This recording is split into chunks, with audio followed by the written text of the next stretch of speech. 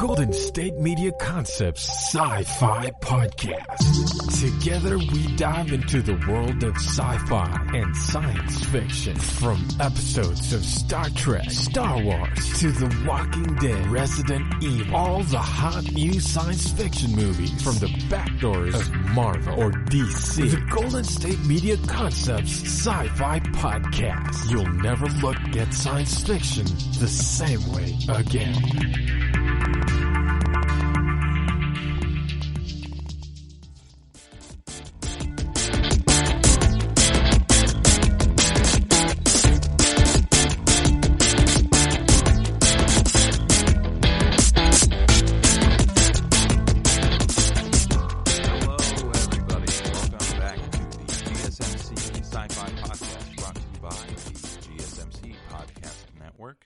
I am your host, Keith. I've told you my full name a bunch of times. Today we are going to be talking about, I had originally hoped to talk about Upload, the new TV show that is on Amazon. It's the new original. It's the same guy who did The Office. I watched part of the first episode and decided ultimately that I had kind of like a different idea for what we wanted to talk about in this podcast. So what I'm going to kind of do is talk about different potential scenarios for science fiction films and things like that, and talk about whether or not I would actually want to live them out. I thought that sounded like a really interesting podcast. I hope you guys will find it to be interesting as well.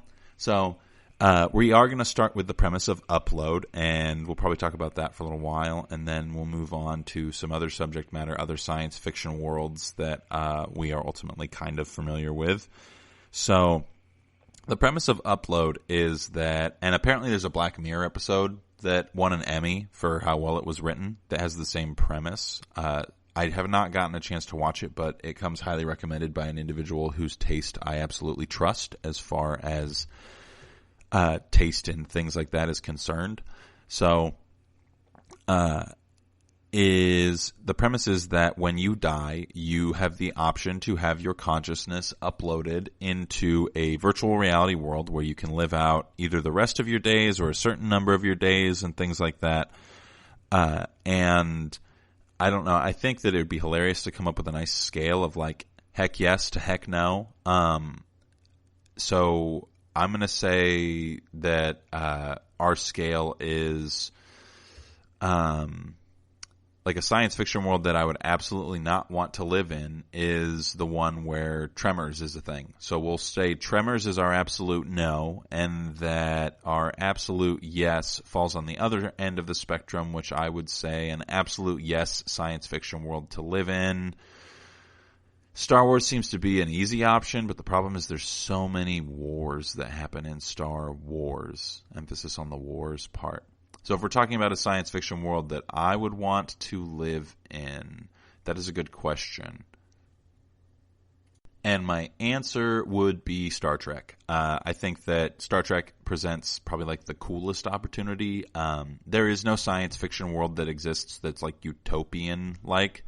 But it seems like at least in Star Trek there's some semblance of like autonomy and options and interest, and most of the science fiction stuff that happens in that particular universe is focused on like exploration and learning. So that just sounds like an absolute yes for me. So we're going from Tremors to Star Trek, and I'm going to say that this particular iteration of science fiction Upload is a Tremors for me. I think that the idea and the premise is really cool. It's a great thing to work with science fiction, especially when you take into account like the current state of affairs technologically in the world that we actually live in right now. It is pretty possible that we could hypothetically upload an individual's consciousness in some capacity to a virtual reality world. But we would have to have like an understanding of what consciousness looks like, which is very possible for us to achieve that particular thing, because of how far along we are in neuroscience. but we're not that far along in our development of like computer chips and programming and AI. So the possibility is pretty slim, but it's there. Regardless, the biggest thing that I could think of as far as reasons why I wouldn't want to live in a world where I could upload my consciousness into a computer after I died is, well, we've talked about this idea a bunch in the last couple of weeks, so we'll kind of put it into application here. I've mentioned several times the will to power ideas and the ideas of Nietzsche surrounding religion, and the intrinsic nihilism that comes with the knowledge of what happens after you die. And when what happens after you die isn't nothing, or isn't you suffer eternally, but is you're immortal and live forever, then the consequence of dying becomes not a big deal. I had a thought when I first saw the premise for upload of, well, why don't we just kill everybody and all live in a virtual reality world in the first place? Because a virtual reality world is ultimately going to be probably a lot more satisfying than the world that we live in currently. And that's something that we frequently see in virtual reality worlds. I did a series of episodes on virtual reality a while back, and this was something that had been brought to my attention. There's a specific role-playing game that exists in a universe that's just like Upload, except for obviously it's more sinister and has kind of like some Dungeons and Dragons-y elements to it. But regardless, Nietzsche basically says that if we know that when we die we get to be immortal and live in like a place of infinite pleasure and satisfaction, then it takes the value out of the life that we're living now, because we can always just think to ourselves, well, it'll be better when I die, or it'll be better later. And so the now becomes unimportant, because the now lacks temporality, and temporality is what solicits consequences and things like that, which is part of what makes us want to actualize ourselves as better people, or for us to behave in better fashions, is this driving force of knowing that we are going to leave this world at some point, and when we do, what will we have left behind? And that also plays on like an evolutionary prerogative that we have as individual organisms to perpetuate our existence in some capacity. That's definitely a big factor that contributes, is that we biologically and evolutionarily have this drive to perpetuate our existence into the future indefinitely. That's part of the reason why it's kind of like a metaphorical interpretation of why people want to have kids or reproduce, because ultimately that process is not one that's easy. And especially with our knowledge of the human psyche now, it's even more obvious that that particular process is not easy. So I would say that living in a world where knowing that you could simply upload your consciousness to a large server, as it were, and live out with a bunch of other people's uploaded consciousnesses, assuming that it works perfectly, is not an ideal world in which I would want to live in. Now, another factor that we might take into consideration when we're considering this hypothetical situation, that was a lot of words that sounded similar to each other, is that ultimately we are trusting a company or some other entity to ensure the safety of the programming that is our consciousness. Because when you upload your consciousness, it's not like you can upload a soul. You're uploading a human consciousness into the form of electronic signals. It's like the most basic level of existence of thought. So essentially your consciousness doesn't exist like, it's not like the Matrix where your well, I don't know for sure if it's like the Matrix where your body has some influence on how you appear and things like that in this particular world. But if it's strictly all programming, then that means that all of that programming is manipulatable. So because you exist as a series of numbers and codes and things like that, I guess codes are made up of numbers, so that was redundant. But because you exist as basically a series of codes and algorithms, that you ultimately those can be tampered with in some capacity by an outside force. So you're trusting that whoever is in charge of this particular thing is going to be able to protect you in some capacity from those external influences and those things that would seek to manipulate your interaction with the world in which you are now living in because you've been uploaded. And that idea terrifies me in itself, but that doesn't even mention the part about that I think is really terrifying, which we will get to right after this quick commercial break. You really can't underestimate the importance of having the right creative work for your brand or your product. Whether it's a logo, a website, a book cover, or an ad campaign, you really need a quality design to make that big difference pop and deliver your overall engagement and success in a competitive market. That's where Design Crowd comes in. Design Crowd has over 750,000 designers from Sydney to San Francisco ready to help you with awesome creative ideas. They make crowdsourcing work for you. So if you need a logo or you're working on your creative branding, you can go to designcrowd.com and post a brief describing the design you need. And then within about 2 to 7 days, you'll receive up to over 100 different designs from designers around the world. Then you pick the best design and approve payment to the designer. So you're only paying for the design that you want. It takes a lot of the guesswork out of freelancing and out of crowdsourcing. And you don't have to be a huge company like Harvard Business School to use Design Crowd, although they have used it as well. You can start a project on Design Crowd for as little as $99. And if you go right now to designcrowd.com/health and wellness or enter the promo code health and wellness on their website, then our health and wellness listeners will receive up to $150 off of your design project. That's designcrowd.com/health and wellness or entering that promo code health and wellness.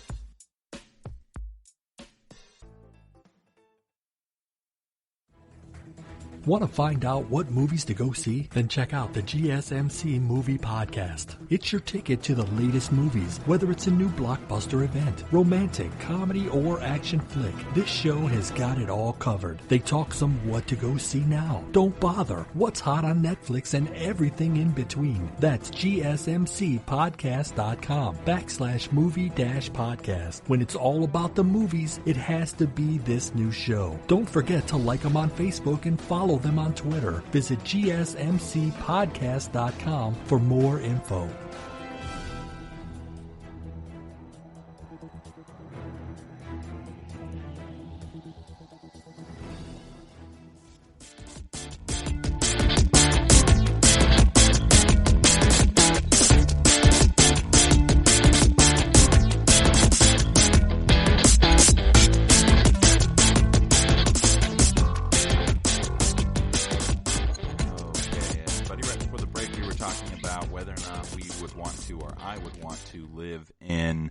A world where we could upload our consciousness to a digital afterlife. And my quick and simple answer was no. And I'm just kind of listing off reasons why it sounds terrifying. And we were kind of talking about this idea of the fact that if you existed in a digital world, it means that your entity is digital, which means it's manipulatable.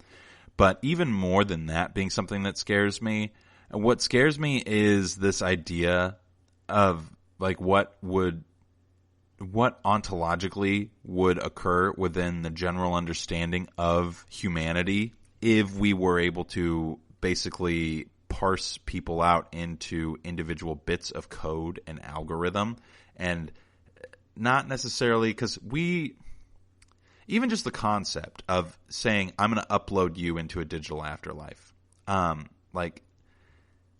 don't know how real it would be, because it would be a consciousness that exists and believes that it exists. But is it really the consciousness of you as an individual, or is it just a series of codes and numbers that we all collectively as a society agree to assume make up a person? And what I mean by that is, let's say that I could upload myself. So I get in a horrible car crash and they're able to get my body back, but I'm brain dead. And so they say, okay, we're going to upload his consciousness into the digital afterlife.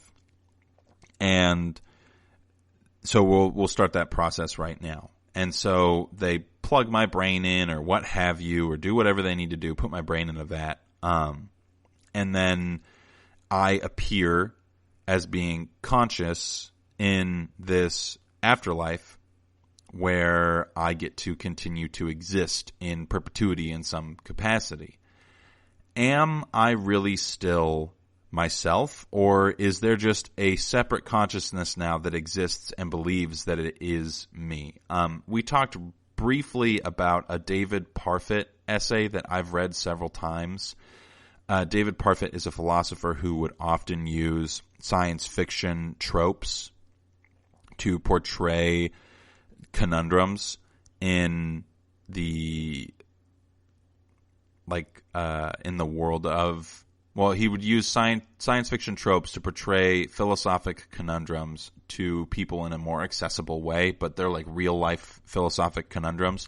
And this particular philosophic problem that Parfit uses in this essay, which I can't remember the title of it right now, it might be like Beyond Human or something like that, or Beyond the Self. Philosophers have a tendency to be a little haughty with their, or haughty with their comparisons and their depictions of things.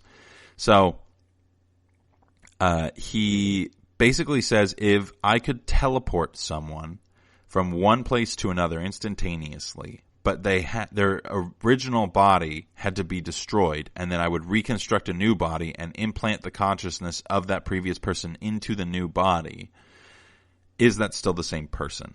And this is like an issue that philosophers have been debating for a long time. It's kind of like the body-mind dichotomy or the body-mind problem, which, you know, René Descartes, and he's kind of the one who started this idea that there's like an intangible soul associated with our biological form as well as like our mentality. And so that those things kind of all exist separately. And I kind of went over the basics of this argument a few episodes back, but basically Parfit comes to the conclusion that ultimately you would be the same person because the consciousness in which the body in which the consciousness was now put into would believe that it was the same person ultimately, and that the belief of sameness, the belief of perpetuity of existence is what matters and not the concrete details of that existence as far as, maybe not ethically, but as far as actuality, that those are that the consciousness is the most important aspect of that equation. By saying that, Parfit would say that you are actually existing when you get uploaded into this particular world or into the afterlife in this particular science fiction iteration. I would push back on that in this particular case, though I know in the past I've said that, this is basically the Theseus ship problem. If you keep even one part of the ship, then it's still the same ship. But like, I don't know. I fall somewhere kind of in between. But in this particular case, I would say that if I got in that accident, which, knock on wood, I don't get in a horrible car accident, and then I was uploaded to a digital afterlife, I would ultimately just be a duplication of the original. I wouldn't be the original, which, you know, kinds of leads into like this conversation about cloning, which there's this hilarious TV show called Venture Bros, where there's a lot of cloning involved in one of the main components of the storyline, which I'm not going to spoil because the show is incredible and you should absolutely go watch it. It's definitely TV mature, so keep that in mind. But it's probably the best show on television right now. It's not on right now, but it's the best show that's been on television in the last few years. One of the main things that causes conflict is this idea of cloning and like who's the original, and does it matter if you're the original? Because if you believe that you're the original, then it doesn't really matter if you're the actual original and things like that. But if I was uploaded, I would think that the original me has died, just from a philosophic standpoint. The original me has died, and now there is a me that exists that believes it is in fact me, but it is not in fact me, because there is some intangible quality of me or selfness that I perceive within myself as an individual that comes from all of the combinations of things that occur within my current existence that solicits me. And I would think that even the act of experiencing death or almost experiencing death, like let's say that you're near death and they say, well, we're going to upload you so that you don't actually have to die, then if that's the case, then I would say I've experienced a substantial enough change in the conditions of my existence to justify the intrinsic change of self into a new being. And so I would say that even if you could upload a consciousness into a digital afterlife, you're ultimately not uploading the original person. You're uploading a copy of the original person who isn't really the original. And knowing that there would be a copy of me running around masquerading as me it's the main reason why I would feel that this is not necessarily a world I would want to live in.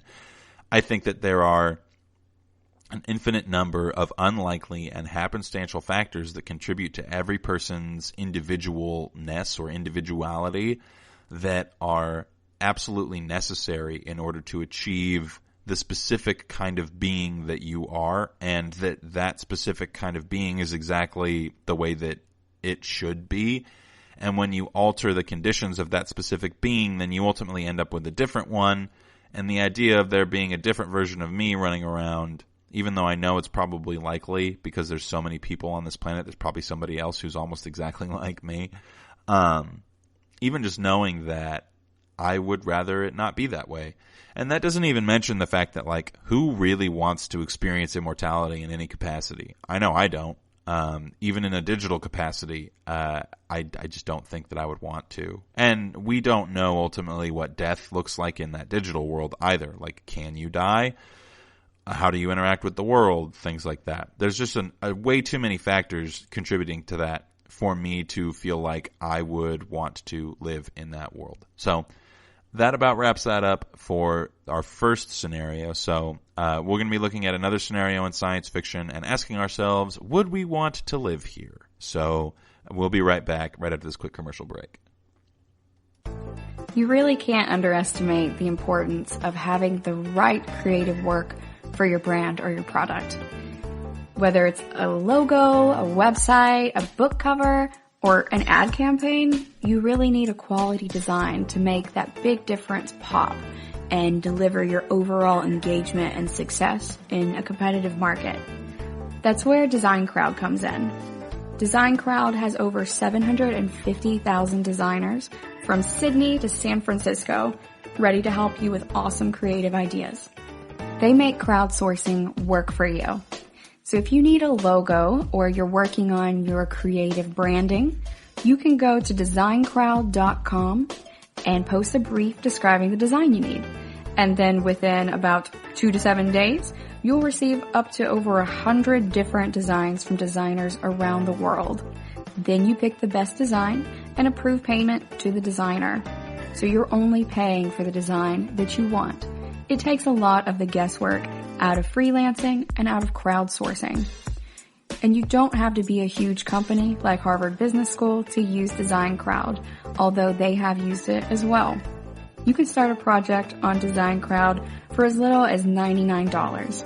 And if you go right now to designcrowd.com/health and wellness or enter the promo code health and wellness on their website, then our health and wellness listeners will receive up to $150 off of your design project.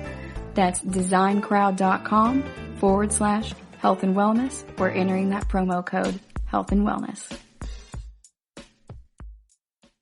Tired of searching the vast jungle of podcasts? Now listen close and hear this out.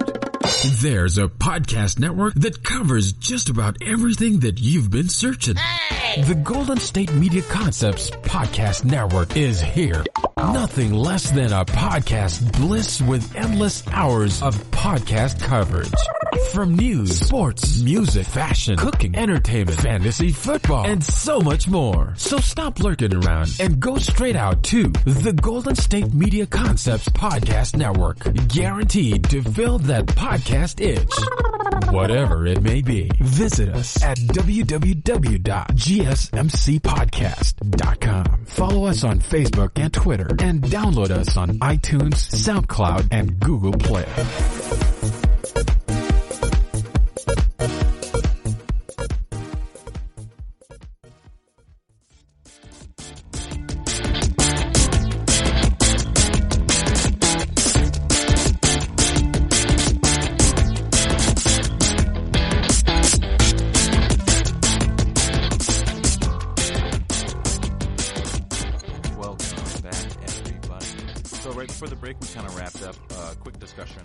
Would we want to live here? And that place of where we would want to live or not is the world of upload, where your consciousness can get uploaded to a digital afterlife.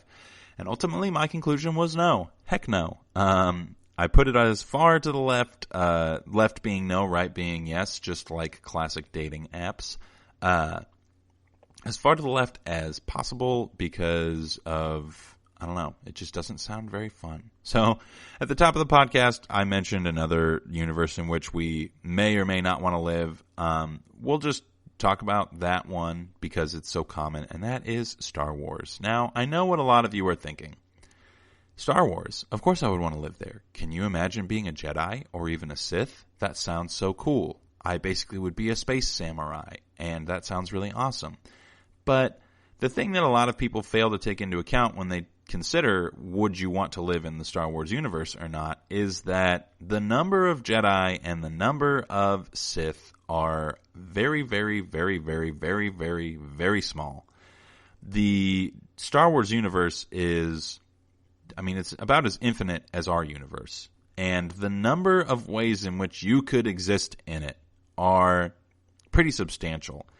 If you want to think about it this way, the number of humans on Coruscant and the number of individuals who live on Coruscant, this is just one city planet, which I imagine there are multiple versions of this in the Star Wars universe. I don't know of any others, but Coruscant is like the capital of a lot of places. It's a very, very important location. Is so large that the entire planet is a city. Down to the almost core of the planet is literally a city. And that city is still overcrowded. And so if you think about the fact that just the number of humans that exist on one level of Earth, we don't even have people living in the sky yet. Imagine if we had 6 more layers of Earth to live on. How many people could fit on that, and how many people would fit on it in order for it to be overcrowded in a lot of places? That's a lot of freaking people. So if you're taking into account this idea of a birth lottery, the chances of you being born in a favorable situation in Star Wars are pretty much non-existent. So while a lot of people would say yes, I'm going to have to say mostly no on this particular instance.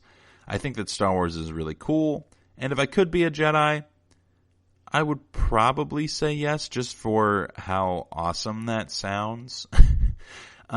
Being able to learn how to use the Force, having access to a bunch of different technologies and things like that would definitely be cool, and being able to travel throughout the universe and see all these exciting new things would definitely be really enjoyable. But ultimately, I think that if you said, yes, I would love to live in the Star Wars universe, the likelihood of you getting to do something special in that universe beyond just being a human in a futuristic world where space travel exists is pretty small. And on top of that, like I mentioned at the top of the show, it seems like there are always wars happening in Star Wars. It's in the title of the franchise. So the likelihood of you being born into a place where there's peace and you're not being forced to fight for your life, pretty small. And then if you look at just the way that the worlds interact with each other, imagine if we were constantly under threat of some alien species from a planet that you may have never even heard of deciding to randomly show up with a warship with technology or diseases or things like that that could basically decimate entire populations instantaneously, then you would basically be living in the world that we're kind of living in now. But it would just be awful. I think that it's really funny that a lot of people would probably say, if you could pick a world in which to live in, a lot of people would probably say Star Wars.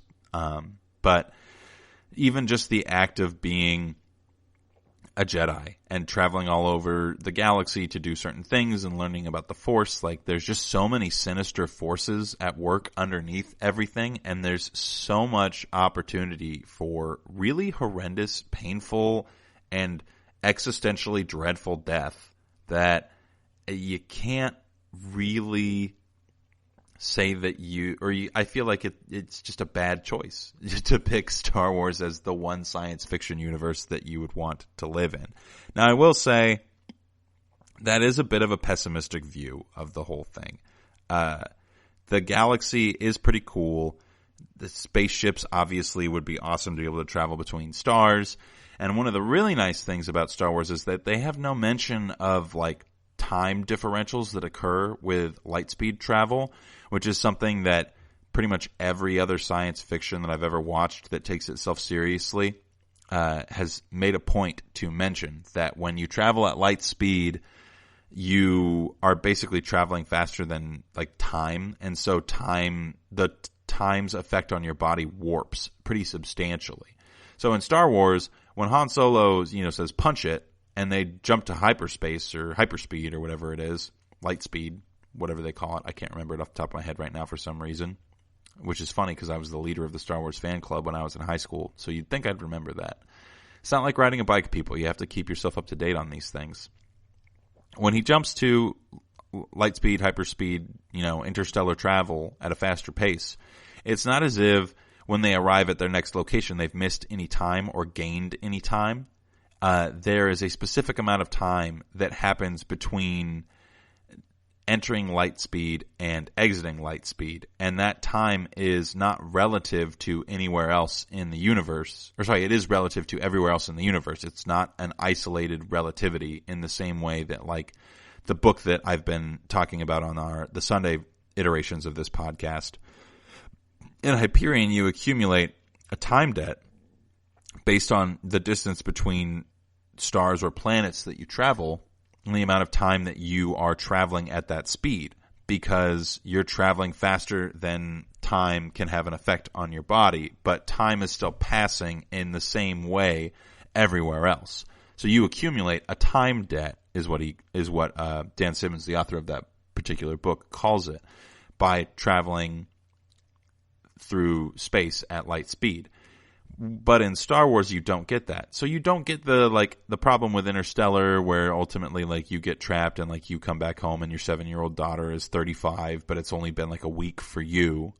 You don't get into situations like that, which I think makes it pretty cool to be able to travel at light speed across the stars and visit a bunch of new planets. So overall, Star Wars, I'd say not a hard pass, but like definitely not a yes, more of a no. So we're going to take another quick commercial break, and when we come back, maybe we'll talk about a universe in which I would want to live in, if there is one, because science fiction just generally is terrifying. All right, we'll be right back.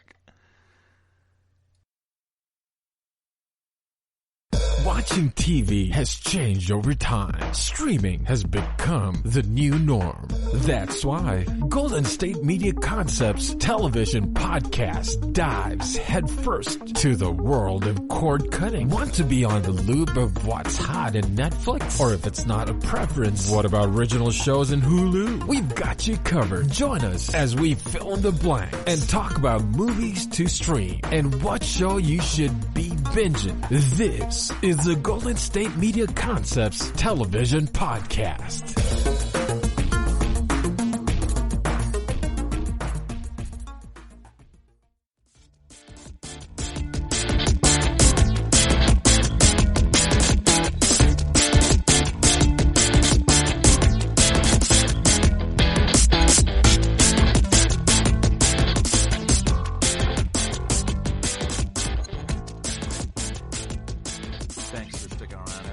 So we are back. So right before the break, we had talked about how I wouldn't want to live in the universe of Star Wars, and how I don't think that people should want to live in the universe of Star Wars, and kind of why, basic outline of things. So at the top of the episode, I had mentioned the scale was going to be Tremors to Star Trek, and I was just racking my brain for science fiction worlds in which I would want to live. And the first one that came to mind was Pacific Rim. Now, Pacific Rim is a silly movie, if we're looking at it objectively, where basically the world has somehow awoken these giant monsters that will come and randomly attack different coastal cities and basically decimate their populations. And the only way to fight off these giant monsters is to ride around in a giant robot suit. Now, I know what you're thinking. Keith, this is just like Star Wars. You're saying that you want to live in a science fiction world where there's a slim chance that you might get to pilot a giant mech robot and fight against monsters. And the chances of you being born and being able to make it through that program and get to ultimately fight against those monsters in a giant suit. Not only that, but fight against those monsters and win, most likely, because the idea of just dying to the first one that you fight doesn't exactly sound very appealing to anybody, in my opinion, I'm sure. It just sounds kind of silly that you would say no to one and yes to the other. But I'm gonna have to say yes to the Pacific Rim science fiction world. I would live there. I would cross my fingers that I was either born in the Midwest of the United States, though I think that there's some indication or implication that people can only live in coastal cities because of like something that's happened to the environment. But the amount of real estate available to individuals who live or who could live not right next to the ocean is pretty substantial. So I would say the odds are in my favor as far as being able to live a decent life. Because if you look at like the technology that is available to everyday people who aren't piloting giant robot suits, it seems pretty convenient and pretty cool. And if there were giant robot suits, it means that there's probably lots of other options for individuals to participate in. Though one of the most common jobs in that particular science fiction world is to work on the giant walls that are erected around certain areas so that these monsters can't get further inland before they are dealt with by individuals who pilot these giant robot suits. But, which is a pretty terrifying job in itself, but ultimately, I would feel confident that I would be able to find some other valuable way in which to contribute to society were I not to get the chance to be a giant robot suit pilot. But I will say, were I to get that opportunity, that sounds way cooler than using the Force, in my personal opinion.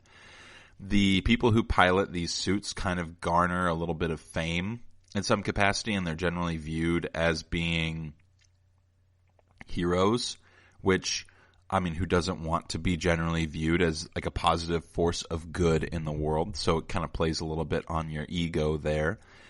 When you win, just the thought of basically fighting a force of nature using technology from man sounds really cool to me. There's something about that particular struggle that really speaks to a part of who I am as an individual. It's part of why people like running in the rain, I would say, is it's kind of like being able to enact your will on the forces of nature. And a giant monster that's nigh unstoppable definitely seems like a pretty substantial force of nature, in my opinion. So I would generally say that that opportunity in itself is worth exploring.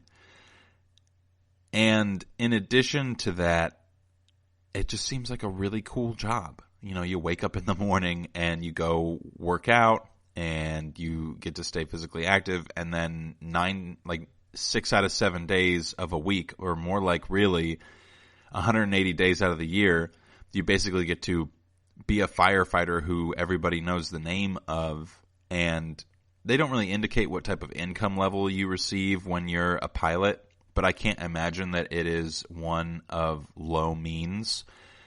You're basically a member of an elite fighting force of which there are only like 20 to 30 members at any given time. So I imagine that the economic value of that particular profession is probably pretty high. So you'd be able to make plenty of money, which is definitely, obviously a motivating factor here. And then you get to, live the life of basically fame and constantly preparing to fight the forces of evil, but not just the forces of evil, but the forces of nature with your man-made robot suit that is constantly being improved upon. And though there is a little bit of damage that's incurred by the pilots of these suits, especially when you push yourself beyond certain limits. So that's a dangerous factor there. But there really isn't a science fiction universe in which there isn't a lot of negatives to counteract the ideas of the positives. So I felt that it was important to just pick a world in which I might want to live, aside from Star Trek, which I had mentioned at the top of the podcast. And it's funny, when I was talking about Star Wars, I was kind of realizing that Star Trek has a lot of similar problems. Now, humans might not be at war with the alien forces quite as often, at least not in like the mainstream elements of that universe. We don't see a lot of wars between humans and aliens. We see much more exploration. There are a lot of wars occurring between aliens and other aliens. Like the Klingons are basically a warmongering race, so they are often depicted as being in conflict with other planets around them. And that would inevitably spread to Earth at some point, I can imagine. And then in addition to that, you add in the fact that Star Trek has a tendency to be a little bit more realistic about their interactions with aliens. So you'll go to a planet where your technology is so vastly superior to the other individuals on that planet's technology that they'll think you're gods. And that depiction happens in Star Trek, but not in Star Wars. So it's definitely got its issues, and the reason that I brought up the realism is because if Star Trek was going to have a disease that came into the picture, kind of like I had mentioned with Star Wars, it would probably be depicted in a more realistic fashion than it would in Star Wars. I feel like in some of these science fiction worlds, there's just these assumed, not necessarily luxuries, but assumed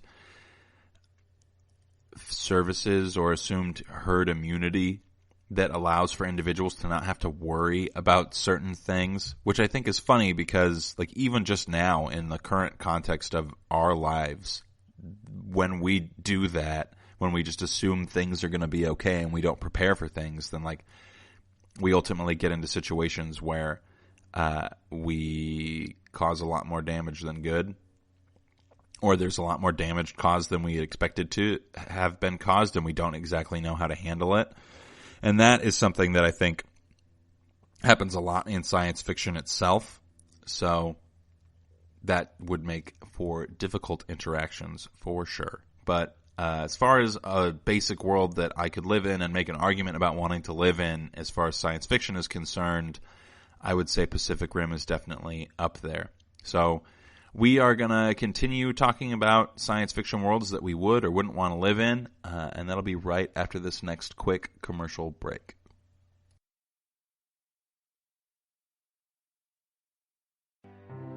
The GSMC Life and Happiness Podcast takes you on a journey of exploration. We'll discuss tried and true methods alongside the latest trends of how to best live your life to its fullest and happiest. From psychology to meditation, science to self-help books, the GSMC Life and Happiness Podcast will help you to discover what makes you happy and how you can live life being the best you possible. Download the GSMC Life and Happiness Podcast on iTunes, Stitcher, SoundCloud, Google Play, or anywhere you find podcasts. Just type GSMC in the search bar.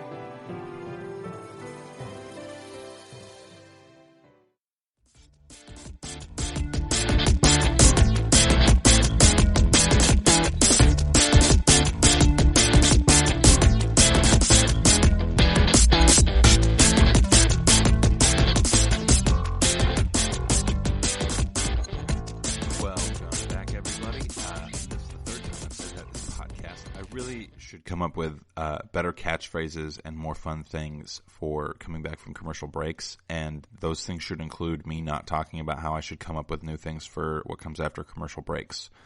Because I feel like frequently I will just say, I should come up with something better than this after a commercial break. And that probably gets equally as tiresome as me saying, alrighty guys, welcome back, or welcome back. So I do apologize for the arduous journey that it takes to get through all of these episodes sometimes. I know that I think I'm a lot funnier than I actually am.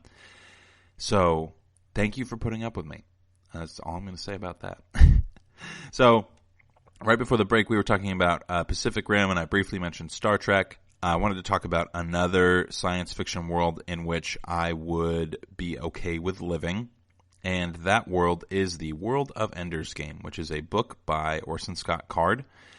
Ender's Game, the premise or the setting of that world is Earth in the, I don't remember exactly how far in the future, but the distant future. Earth is so overcrowded that individuals are limited to the number of children that they can have, which, no offense to people who have lots of kids out there, but if the Earth gets more crowded, I definitely would hope that there is some sort of, maybe not necessarily restriction, but encouragement to only have a certain number of children. I think that it's kind of inevitable at some point, depending on how long the human race is actually able to last. But that's a whole different episode for us to have, really. How long will humans last? That's kind of a good science fiction premise. But now that is definitely a restriction that I'm not super thrilled about. But, you know, if you're going to tell me there's going to be less babies out in public, then I'm going to say generally that's not always the worst thing ever. How many times have you been sitting at dinner and just thought to yourself, like, why is that child screaming so loudly? It's difficult being a parent, people, and it's difficult being a kid. I think it's just difficult to be human in general. So let's all just have a general attitude of mercy, but also remember, not as many kids being out in public sounds great. So Ender's Game, limited number of kids, which is why Ender is so special for being the fourth. And your kids and you as individuals are kind of not necessarily assigned. I don't remember exactly what the premise of it is, but the government has its hands in a lot of things because of the nature of the universe and the particular iteration of science fiction that this book is. It is definitely not a world of as many freedoms as we have now, but in this particular iteration, part of the reason for that is because of the presence of space travel and the realization that we are not alone in this galaxy, and the necessity for a more centralized leadership and more centralized approach. Because when you realize that you're not the only beings in the galaxy, it's very difficult to not only deal with multiple beings, but also deal with multiple countries and nationalities and all of that sort of thing. So ultimately, centralizing power in some capacity is not really a bad thing. It would be ultimately pretty beneficial, in my opinion, because now it's the world dealing with one threat rather than like China, the United States, and a bunch of other countries dealing with those threats. And while the unity of the human race as a general whole kind of solicits this idea of homogeny, which doesn't sound super thrilling to me, the idea of being able to take conflict away from human beings and place it externally, externalize that conflict to other places, ultimately does sound pretty appealing to me, at least in some capacity, because it kind of opens up the world in an interesting way, especially when you also take into consideration that you're only allowed to have a certain number of children. It kind of makes certain parts of life a little bit easier in some capacity and doesn't sound like the worst thing ever. Now, there are a number of other elements in Ender's Game that I think really make it an interesting potential as a universe in which to live in. Specifically, a lot of the interactions that Ender has during his period of training for the inevitable invasion of the buggers, when he is in training, he does these specific exercises in a gravityless room to kind of simulate space combat, and then each individual child is kind of like quasi-representative of like a spaceship, if you will, or a little fighter pilot. And so there are these interactions where you're able to kind of strategize and think about like conflict strategy, like war strategies, in a very abstract capacity that I find to be very appealing to just a lot of things. And so I think that to be able to do that would be really cool. And if you think about what kind of implications that has for the type of games that are available to children and individuals and hobbies and things like that, there's definitely an implication there that there's a lot of cool stuff to experience. And also in Ender's Game, there is this portrayal of a virtual reality game, which is kind of similar to Her. I mentioned Ender's Game and Her. Actually, I mentioned Ender's Game a lot in these podcasts, and for that, I apologize. Regardless, Ender's Game, or the virtual reality game, kind of simulates it. It's like a pick your own adventure type thing, and in a way, it simulates like the actualization of you as a human being. And I've always just found that things like that are fascinating. Stories and video games and other forms of media that are engaging in ways that help you to actualize who you are as a human being are ultimately just really cool opportunities. And for me to be able to participate in something like that, I think would just be really fun. And on top of that, you know, getting to go to war school and learn about how to fight against buggers and then use a virtual reality system to fight against them, so you're actually not really risking your own life. That sounds great. Though the realization at the end of the book is that ultimately Ender's been responsible for a bunch of real human lives and not computer simulated things. And there are specific instances where he will try to play the game in a way that other people wouldn't, because they do know that they're dealing with real human life. And so there's this like moral conundrum that Ender goes through where he is realizing that because he wasn't playing the game the way that he was intended to, he's cost a bunch of people their lives, and these real individuals with real lives no longer get to have them because he thought he was playing a computer simulation and the whole point was simply to win. And I kind of like that like disassociation in some capacity, where the strategy, there's a strategy in Ender's Game where it says that the gate is always down.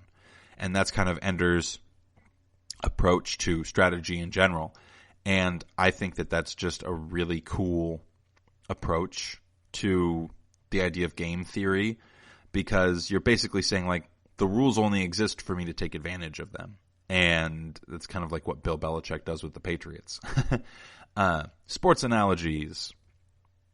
In case you were wondering, I love football. I know it's weird. I host a science fiction podcast and I like football. Regardless, Ender's Game, that the presence of that as a concept, I think definitely adds to the quality of the universe, and just the fact that there's just so many technologies available, and it seems like Earth is unified under one centralized conflict that exists externally from them is pretty great. Though if I remember correctly, there is a little bit of like politicking back and forth between certain countries trying to acquire certain things and etc., which is inevitable. People, you know, individuals with sentience seem to have conflict with each other unless they're a unified sentience like the buggers are. So overall, I would say Ender's Game, yes. Pacific Rim, yes. Star Wars, no. Upload, no. And when we come back, kind of go through a little bit more of like what it takes for me to say yes to a particular science fiction world in which I would want to live, and what we should take into consideration maybe about our own world and how we can actualize things in that capacity. So we'll be right back after this quick commercial break.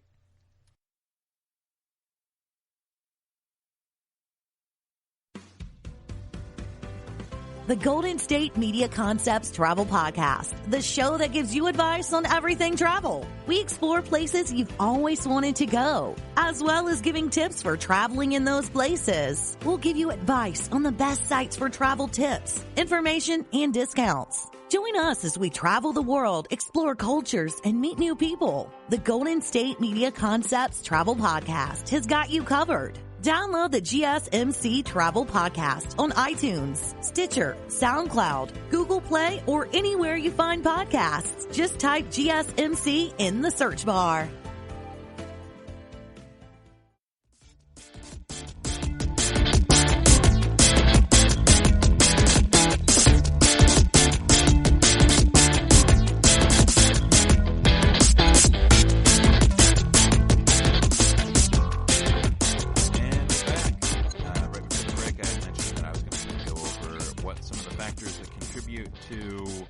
Maybe a science fiction world in which we would want to live might be. So, pretty obvious what we don't want out of a science fiction world. That would be the presence of unknown diseases, really substantial consequences to us as humans, the ever-present existential threat of terrible and horrendous death would basically be the qualifying factor. That and the terrible and existential threat of the death of self, I think, is another thing that we can all agree would be generally negative. As far as things that we do want out of a science fiction world in which we would be okay with living in, I would say that the presence of technology that ultimately makes life more experienceable is desirable.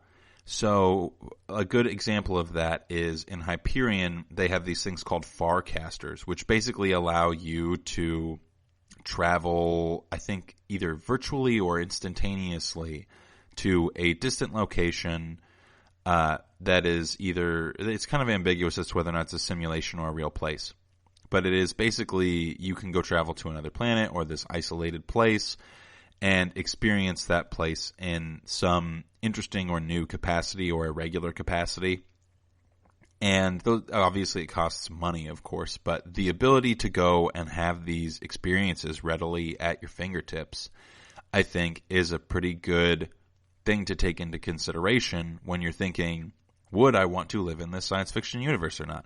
Which ultimately is a pretty useless question because it's not going to happen, at least not in our lifetime, most likely. But regardless, the presence of easily accessible experience, I think, is a major contributing factor to whether or not we would view a science fiction world as being positive or negative. Another factor that we might take into consideration when we're thinking about whether or not a science fiction world is one that we would or would not want to live in is perhaps the presence of actual aliens and the capacity in which they exist. So, for instance, the aliens in Arrival, I would be okay if they came to Earth, right? Ultimately, I'm not going to give any spoilers, but they're not as bad as we might think they are. Versus the presence of something like, I don't know, the Xenomorphs or Predator. Those types of aliens don't sound super great to deal with. The idea of there being a perfect predator that needs my body, my living body with which to reproduce, just doesn't sound like a thrilling experience for me. So I'm going to have to say a hard pass on that one. But there are certain instances in which aliens can exist that they provide technology to human beings or opportunity to human beings rather than an existential threat to human beings, where I could say, yeah, I'd be cool with that particular iteration of a science fiction world for me to live in. Another factor that we might take into consideration is the reasoning behind the technology that has become available. So in a lot of post-apocalyptic or dystopian novels, or stories in general, one of the main reasons that you end up in a dystopia is because the technology that was created in order to solicit the progress, quote unquote, of the human species was either for war or for the further domestication of humans as a species. And what I mean by that is ultimately the act of stealing away the opportunity for mindfulness. So for instance, Fahrenheit 451, which I've mentioned a million times, one of the main reasons for technology is to discourage people from consuming literature. So you get, said that funny, literature, consuming like literature and media that causes critical thinking. So you get these robot dogs that have flamethrowers built into them so that they can burn books. You get these giant wall screen TVs so that people can be more easily placated and entertained by things that ultimately don't really matter, and are therefore discouraged from thinking critically about the world around them, and therefore are become more domesticated, if you will. Because, domestication is a process by which you essentially take something that's very predatory and independent and then say, nah, you're going to just be docile and walk around in a field and eat grass until I walk up and kill you right in front of all of your friends, and not a single other cow tries to stop me from doing that. Or sheep. Sheep are just so domesticated that like you can literally walk them into a room of a bunch of other dead sheep and they're just going to be like, oh, la-di-da-di-da. And that is kind of, the way in which human beings are portrayed in some capacity in a lot of post-apocalyptic worlds, which is just terrifying that there's a potential for that to happen. So I would say that when technology is created to solicit like peace, at least most of the time, or like improve upon certain situations, at least most of the time, for a while, that technology can exist in that capacity. I mean, ultimately, like in Her, the movie that we watched a few weeks ago, the technology of AI was created to like enhance your personal life in a way that made your life more easy to live, or you had a cool assistant or what have you. But it resulted in weird interactions between AIs and human beings. And so that was less than desirable in some capacity. But for a short period of time, that technology was incredibly advantageous for individuals who lived in that particular world. So I would say that the reasoning behind the technology that exists, and the purpose of that technology is pretty important as far as whether or not we're taking into consideration, would we want to live in this particular science fiction universe or not? And then kind of like the last thing that I would like to mention is that the state of political affairs is, of course, something to take into consideration when we're talking about whether or not we would want to live in a particular science fiction universe. The overall level of conflict between individuals is a pretty important factor to consider whenever we're talking about how positive or negatively we perceive a particular setting in a novel. And when you add in technology to that equation, oftentimes, and this was especially a big theme for individuals who are writing science fiction after World War II and World War I, is that a lot of times, or very often, technology is created so that humans can more effectively kill each other. And that just is not exactly advantageous to a world in which I would want to live personally. So we kind of want to take a number of those things into consideration when we're talking about whether or not we want to live in a particular science fiction universe. So I appreciate everybody sticking around for this kind of more casual conversation that we had this week. On Sunday, we will be back into the next chapter of Hyperion, which I am very excited to be talking about. I love the book. If you haven't picked it up yet, it is available on Audible. I think Audible exclusively as far as audiobooks are concerned. And there is a ton of material to absorb. So if you're looking for something to kill a few hours with, just catching up with us, I think you'd be about 9 hours in. So definitely check that out. Or order the book off of Amazon if you have enough time to read a paperback. Then one, good for you. And two, I admire your determination. I know I've definitely read long books like this before. I really do enjoy the experience of like actually turning the pages and looking at the words on a page and having an analog in my hand. But for the sake of the podcast and the speed at which I need to consume this book, audiobook is just the best format, and I would highly recommend it. But if you're not reading the book and you're just interested, I don't give away the main spoilers, so it definitely is a good listen in my opinion. Check out some of the other GSMC podcasts this week if you're looking to spend some more time with quality content. Give us a like, follow, 5-star reviews, all those great things. Add us on Twitter. Definitely let me know which science fiction worlds you would or would not want to live in. So that would be great discussion information. So I appreciate you guys joining me for this week. Stay safe out there. I've said it a few times, but it looks like we're getting towards at least the middle portion, if not the tail end of all of these restrictions. So make sure you're following the rules in the right way and taking care of yourself in the ways that you need to take care of yourself. Hope everybody has a good day, and thanks again for listening. You've been listening to the Golden State Media Concepts Sci-Fi Podcast, part of the Golden State Media Concepts Podcast Network. You can find this show and others like it at www.gsmcpodcast.com. Download our podcast on iTunes, Stitcher, SoundCloud, and Google Play. Just type in GSMC to find all the shows from the Golden State Media Concepts Podcast Network, from movies to music, from sports to entertainment, and even weird news. You can also follow us on Twitter and on Facebook. Thank you, and we hope you have enjoyed today's program.